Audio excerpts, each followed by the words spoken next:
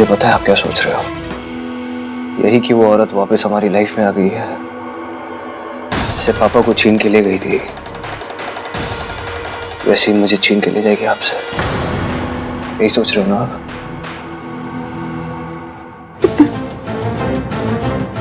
जब पुराना दुखाना होता है, बहुत दुख होता है।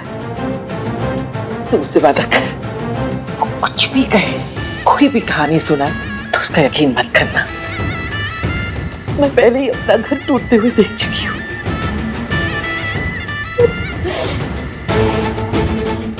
दोबारा टूटते हुए नहीं देख सकते मुझे। वादा करता हूँ दादी, मैं उस औरत पर कभी यकीन नहीं करूंगा।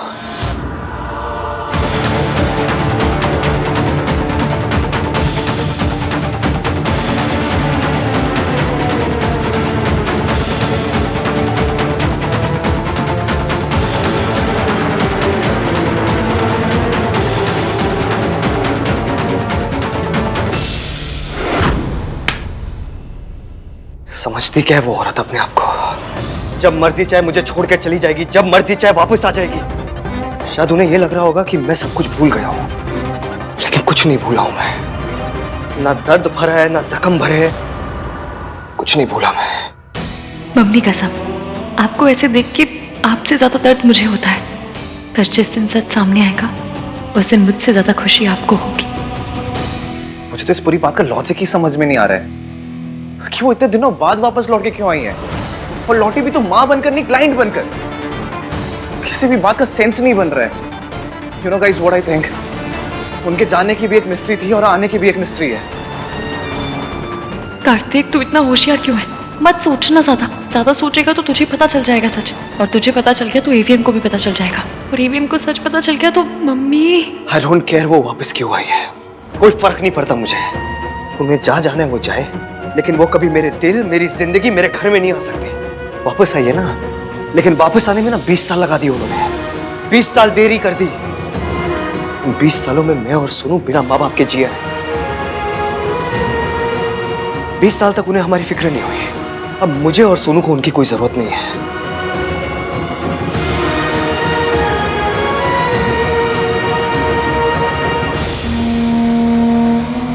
आई नो यार सोनू, तू अपनी मॉम को बहुत मिस करती है। सब कुछ होने के बाद भी तू उनसे प्यार करती है। भाई कम से कम अपना गुस्सा तो एक्सप्रेस कर सकते हैं, तुझे तो अपने प्यार को छुपा के रखना पड़ता है यार।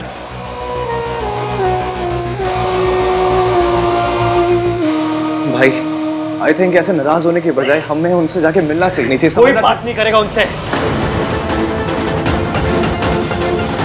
वो औरत मर चुकी है हमारे लिए, कोई बात तो क्या उनकी बात भी नहीं करेगा।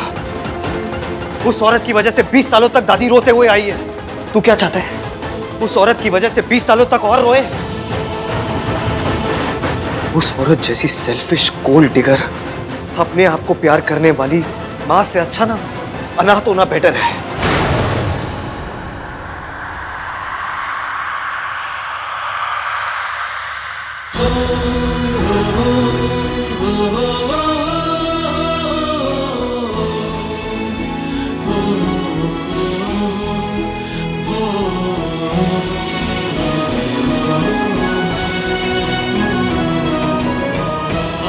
I'm sorry सोनू, मुझे पता है तेरे लिए कितना मुश्किल रहा होगा, लेकिन तुझे डरने की जरूरत नहीं है। वो औरत तेरे आसपास भी नहीं आएगी कभी। तुझे कभी उसका सामना नहीं करना पड़ेगा। जब वो हमें छोड़ के गई थी, उसकी सजा उसे आज तक नहीं मिली, लेकिन जब वो वापस आई है ना, उसकी सजा मैं दूंगा उन्हें।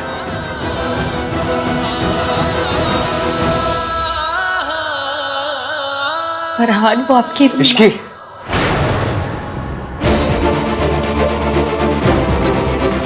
उस औरत का नाम भी नहीं लेगा कोई इस घर में। अंडरस्टैंड?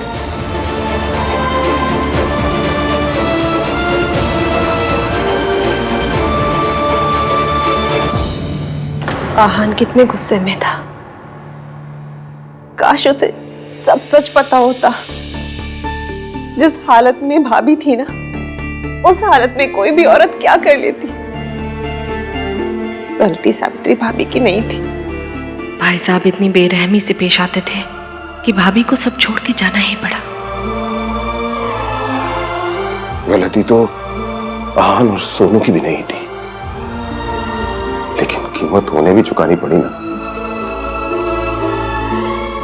माता रानी करे मम्मी जी दोनों बच्चों को सब सच बता दे। नहीं रितु,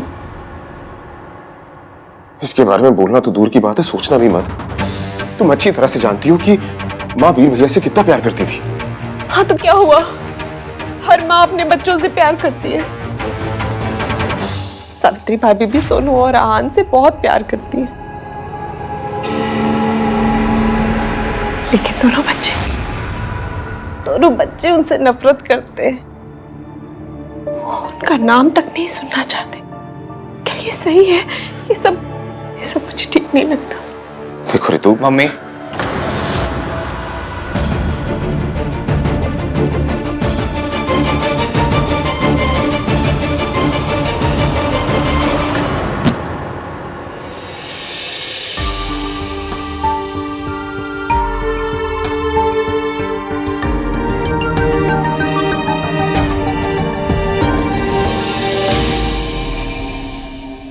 एवीएम आप ठीक तो है?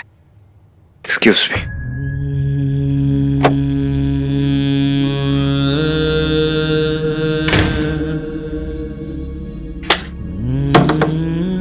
एवीएम मुझसे बात कीजिए, बाहर आइए। एवीएम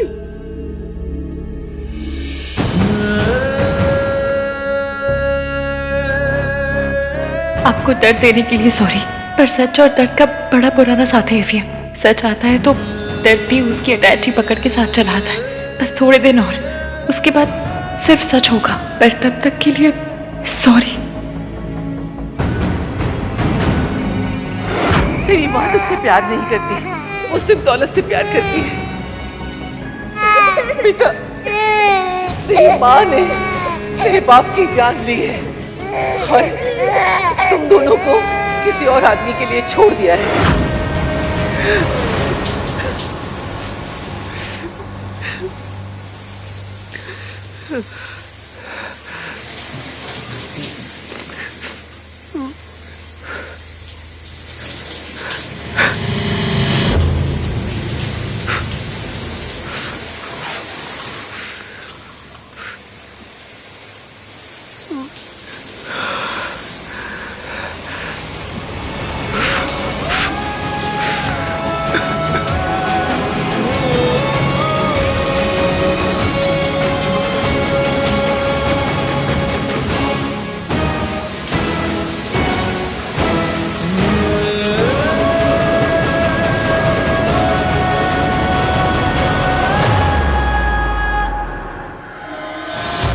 वो कपड़े, हाँ वो कपड़े आ जाएंगे कल, मैं आयरन करके रखवा दूंगी। ठीक है, हम बाद में बात करते हैं ना। आप लोगों को लगता है कि मैं आइडियट हूँ? आप लोग प्रिटेंड करोगे कि सब नॉर्मल है और मैं मान लूंगा। आप लोग आहान भाई की मॉम के बारे में बात कर रहे थे ना, तो मुझे देख के चुप क्यों हो गए? मम्मी, पापा, कुछ है क्या आप लोग जो मुझसे छुपा रहे हो? अगर आप हमसे कुछ छुपा रहे हैं तो प्लीज प्लीज से इट। अब हम बच्चे नहीं हैं। We deserve to know कि पूरी बात क्या है। कोई बात नहीं है कार्तिक, तो इसमें अपना दिमाग मत लगा। अब एक्स्ट्रा दिमाग है तो पापा क्या करूं? जिस तरह से वो वापस आई हैं, जिस प्लानिंग के साथ वो वापस आई, इट्स ऑब्वियस वो भाई और सोनू की लाइफ का पार्ट होना चाहती हैं। कार्तिक, तो उससे कोई फर्क नहीं पड़ता कि वो क्या चाहते हैं क्या नहीं। आहान नहीं चाहता कि वो उनकी लाइफ का पार्ट बने, बस बात खत्म।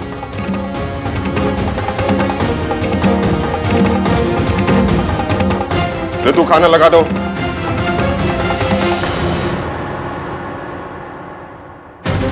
ऐसे कैसे खत्म? कुछ तो प्रॉब्लम है।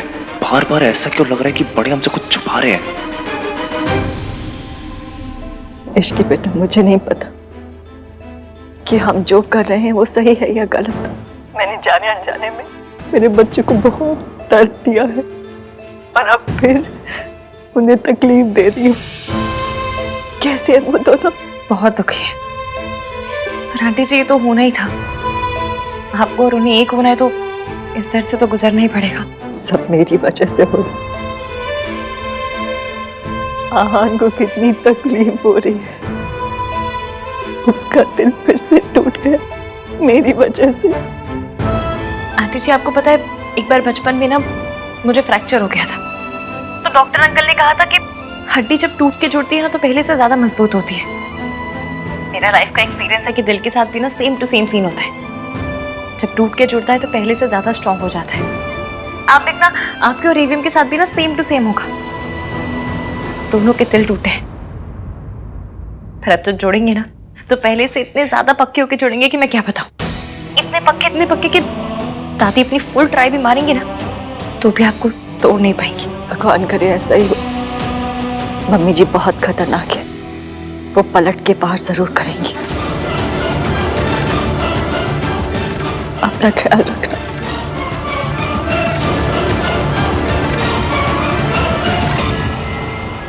हेलो के बच्चे, तूने मुझसे झूठ कहा कि सावित्री की एक्सीडेंट में डेथ हो गई है। वो जिंदा है। ये कैसे हो सकता है माताजी? हॉस्पिटल के डॉक्टर ने उसे मरा हुआ डिक्लेयर किया था और उस डॉक्टर से मेरी बात भी हुई थी। आप मेरी बात का यकीन तो कीजिए। तो क्या मैं उसका भूत देख कर आ रही हूँ? सावित्री मेरी आवाज सुनकर कांप जाया करती थी, आज मेरे सामने बैठकर मेरी आंखों में आंखें डालकर देख रही थी। ये कैसे हो सकता है? ये नहीं हो सकता। कोई है जो उससे ये सब करवा रहा है। ये कौन हो सकता है?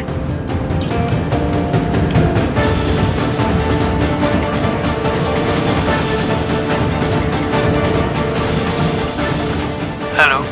मुर्दे नहीं लौटा करते हैं, लेकिन सावित्री लौट आई है। वो जिंदा है। पता करो वो जिंदा कैसे है।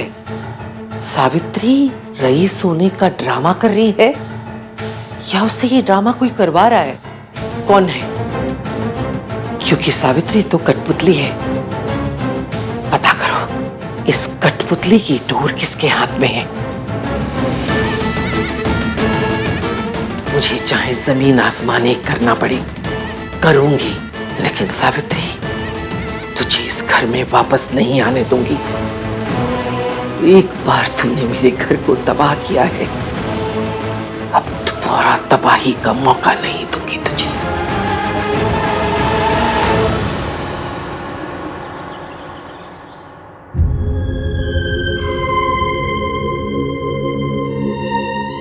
सॉरी ईवीएम, आपको रुलाने के लिए, आपसे सच छुपाने के लिए, सच में वेरी सॉरी। मैं आपकी पोल इतनी जल्दी नहीं खोलूंगी, अभी तो खेल शुरू हुआ है। ये सावित्री जिंदा कैसे बच गई और उसने अपने आप ये सब कैसे कर लिया? ऊपर से उन कमबख्त मेंटल असाइलम वालों ने अभी तक कॉल भी नहीं किया।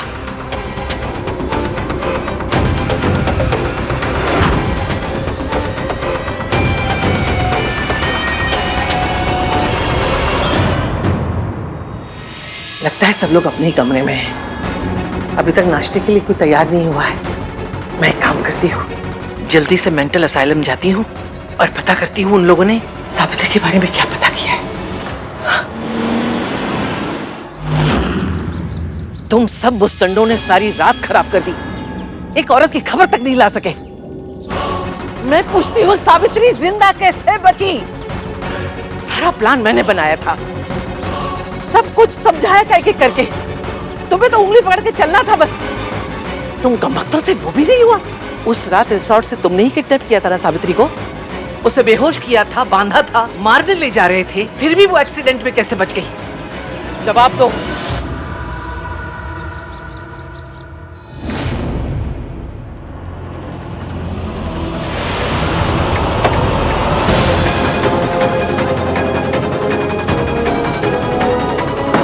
दादी इस टाइम कौन सी जॉगिंग करने जा रही हैं?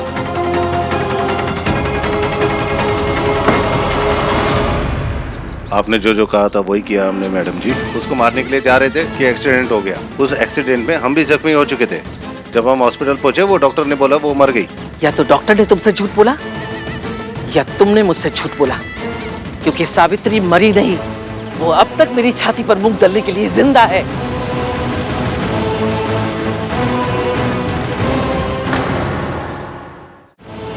किसी ने उसे बचा लिया, पर किसने?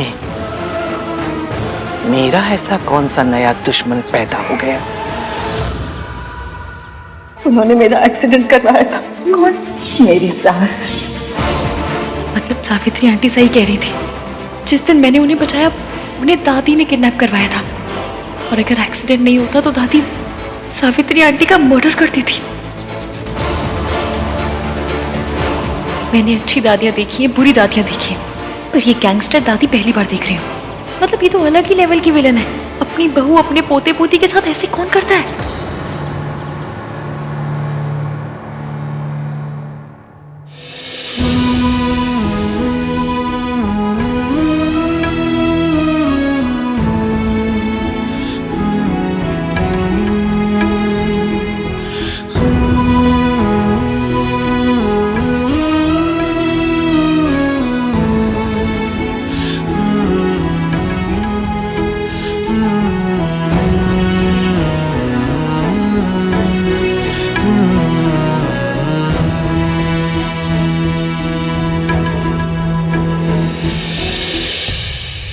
सॉरी, कल मैंने गुस्से में तुझे बहुत कुछ बोल दिया।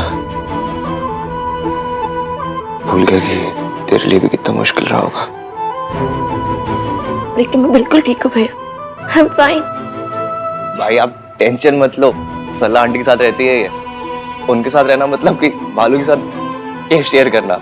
अब जब बालू के साथ केव शेयर कर सकती है वो दुनिया कोई भी दुख सह सकती है ना। Shut up cheaper.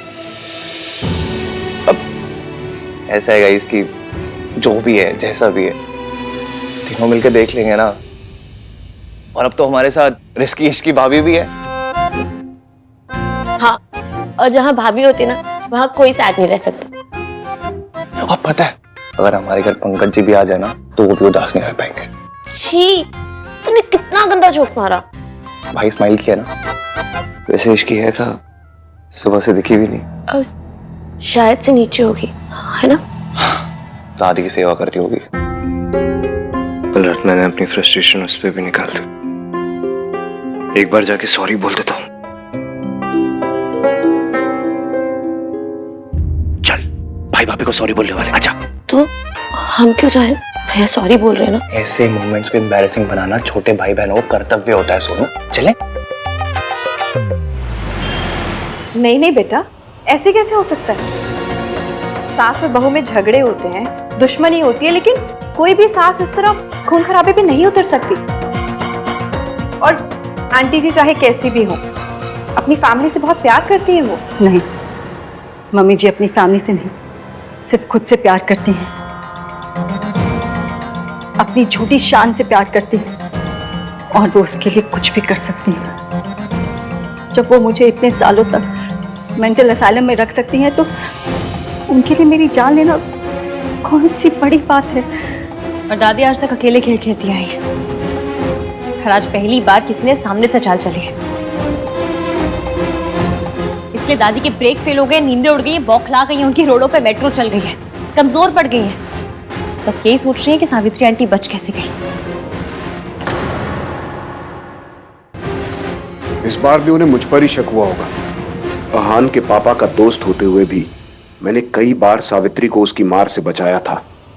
इस बार तो उनका इल्जाम बिल्कुल सच में बदल गया, क्योंकि बच्चे तो यही सोचते हैं कि मैंने उनके बाप को धोखा आपके लिए दिया है। आंटी जी अपने बच्चों की जिंदगी में आए बिना आप उन्हें सच नहीं बता सकती थी, और ये झूठ बोले बिना आप उनकी जिंदगी में नहीं आ सकती थी। अब आ गई है तो बस सब सही हो जाएगा। ईवीएम के लिए दादी की हर बात सच है, इसलिए अब हमें दादी के मुंह से उनका सच उगलवाना होगा। उन्हें इतना कमजोर करना होगा कि दादी खुद अपने मुंह से अपना सच बोलते हैं। इश्की बिल्कुल ठीक कह रही है। इतने साल असाइलम के टाइम मुझे पता ही नहीं चला कि तुम कहां गायब हो गई थी सावित्री। अब हम सब हैं एक साथ, दादी का सच सामने ला के रहेंगे।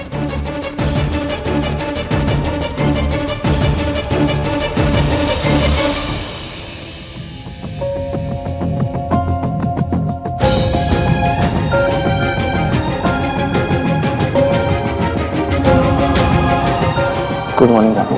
जिंदे रहो। इश्की को देखा दादी? आधे घंटे से इंतजार कर रही हूँ। चाय चाहिए थी। उड़ने वाला घोड़ा मिल सकता है, काम करते समय इश्की नहीं मिल सकती। रियली दादी, उड़ने वाला घोड़ा? आपको चाय पीनी है ना, भोला से बोल दीजिए। ओए, दो बहुओं के रहते हुए मैं नौकर के हाथ की चाय पीऊंगी? बहू कहाँ है पहले वो बता। मम्मी जी, ये रही आपकी बहू और ये रही आपकी गर्मा गर्म चाय। मेरी बहू तो आ गई, तेरी बहू कहाँ है? या कहीं की कलेक्टर नहीं है वो, या काम करते समय उसके हाथ में मेहंदी लग जाती है। मम्मी जी, आप इतनी टेंशन क्यों ले रहे हो? अपने मायके गई होगी और क्या। मायके ही जाना था तो शादी क्यों की? मुझे तो लगता है मौसी का नाम लेके वो यहाँ वहां घूमती रहती है।